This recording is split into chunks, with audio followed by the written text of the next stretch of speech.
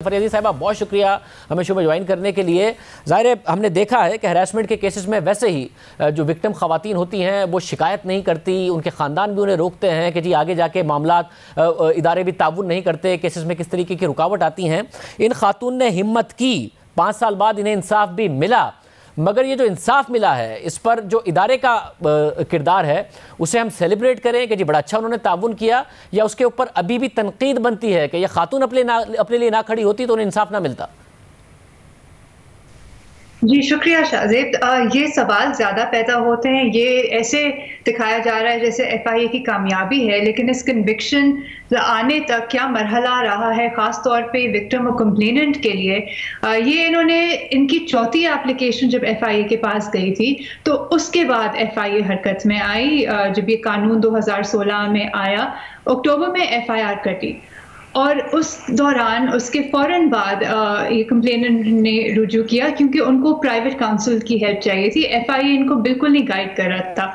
इस केस में जो सेक्शन 21 एक प्राइमरी केस है, ये कॉग्निजेबल है, इसमें स्टेट पार्टी है, FIA का केस है, वो लेके चलते हैं आगे उनके प्रोसिक्यूटर। तो क्यों कंप्लेनेंट को प्राइवेट वकील का सहारा लेना पड़ा, और वो भी प्रो बोनो उन्होंने किया, लेकिन हर किसी के पास ये भी फैसिलिटी नहीं होती कि वो कर पाएँ। तो वहाँ से लेके बेल की हियरिंग्स होती रही, उनको बताया तक नहीं गया था। उसके बाद बेल जब हाई कोर्ट में लगा, 2017 की बात है ये, उस वक्त फाइल गुम हो गई। 2 साल वो मुसलसल एप्लीकेशंस जिस फॉर्म पे कर सकती थी। जो नया डायरेक्टर आता था, डेप्यूटी डायरेक्टर, एडिशनल डायरेक्टर, वो FIA में दरखास्तें देती गई, वो वफाकी मुहतसिब के पास गई, वो NCHR गई, वो NCSW के पास गई, वो सेनेट के HR कमेटी और नेशनल असम्बली की कमेटीज़। 2 साल इनके गुजरे हैं कि फाइल आप ले आए ताकि ये केस चल सके। तो आप एडजर्नमेंट रिकॉर्ड अगर देखें तो वो इसलिए था कि मिसिंग फाइल है, या फिर उसके बाद उनको फिर हाई कोर्ट जाना पड़ा। हाई कोर्ट जब गई तो वहाँ पे उन्होंने दरख्वास्त दी कि ये फ़ाइल रिकवर की जाए, ये मेरा केस प्रेजुडिस हो रहा है, ये नेग्लिजेंस की वजह से FIA के। तो काफ़ी महीनों बाद ये कोर्ट को बताया गया कि फ़ाइल मिल गई है।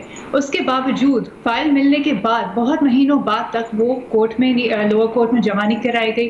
उसके बाद जो एक पूरा प्रोसेस चलना था, इनके तो स्टेटमेंट भी हो गया, क्रॉस भी हो गया, लेकिन आगे फिर FIA ने अपने विटनेसेस पेश करने थे, एविडेंस पेश करनी थी, उसमें भी उन्होंने और मज़ीद 2 साल लगा दिए। वो उन्होंने फिर और 3-4 दरखास्तें दोबारा हाई कोर्ट में डालनी पड़ी।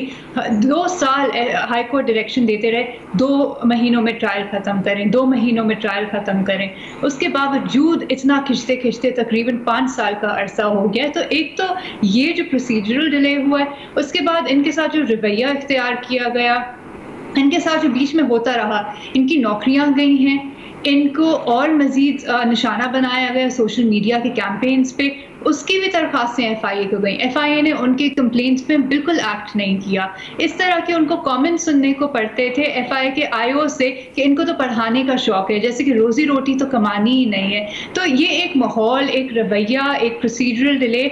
और दूसरी बात ये कि इतना इन्होंने डिले किया कि अक्यूज को जिस वक्त बेल हुई, बहुत सारे रिजेक्शंस के बाद, वो इस बुनियाद पे हुई कि आपने इसको अंडर अरेस्ट जेल में रखा हुआ है, ट्रायल चल नहीं रही है, उसका राइट बन गया था बेल एट अ पॉइंट, और इसलिए उसकी सज़ा पूरी हो चुकी है। बहुत सारे अखबार ये कह रहे हैं कि 8 साल सज़ा, उनको 3 डिफरेंट सेक्शंस में सज़ा हुई है, लेकिन वो मुद्दत पूरी हो चुकी है क्योंकि ट्रायल ही इतना लंबा खिंचा कि अब कोई जेल टाइम बाकी रह नहीं गया है इसमें, क्योंकि उनको चार्ज किया गया है 3 मुख्तलिफ सेक्शंस में। सो वो दोबारा ऑर्डर लिखना होगा कि 3 साल, 3 साल, 2 साल, और उसमें ऑर्डर में ये लिखा है कि ये कंकरेंटली चलेंगे। तो ये सारे जो सेंटेंसेस हैं वो एक साथ चलेंगे। तो ये जब से अरेस्ट हुए थे अक्टूबर 2016 में, और जब बेल मिली है सितंबर तकरीबन 2019, तो वो जो दिन रात मिला के एक कैलकुलेशन होती है, वही ऑलरेडी पूरा कर चुके हैं, सिवाय शायद कुछ दिन के। तो ये तो अब इन्होंने अपनी सज़ा काट ली है क्योंकि ट्रायल ही इतना लंबा चला है। साथ में ये बताएगा कि पाकिस्तान में यही डिबेट रहती है कि सख्त से सख्त कानून बना दें, सख्त से सख्त सज़ा तजवीज़ कर दें तो फिर जुर्म नहीं होगा। कानून पे अमल दरामद का हमेशा मसला रहा है। जब पीका का कानून आया तब भी ये कहा गया कि जी अब ख़वातीन को हिरासा नहीं किया जाएगा। आपका क्या तजर्बा है? क्या वाकई हिरासा करने के वाक़यात में कमी आई है? इस कानून की वजह से सज़ाएँ तेज़ हुई हैं? बिल्कुल, देखिए उस वक्त बयानिया ये था कि कानून आएगा तो ये एक तो रुक जाएगा या फ्रेमवर्क मिल जाएगा प्रोसिक्यूट करने का। आपको भी याद होगा कि किस जल्दबाजी से इस कानून को लाया गया और ख़वातीन की हरासना जो होती हैं उसको बयानिए के तौर पे इस्तेमाल किया गया। लेकिन फिर उससे हुआ क्या?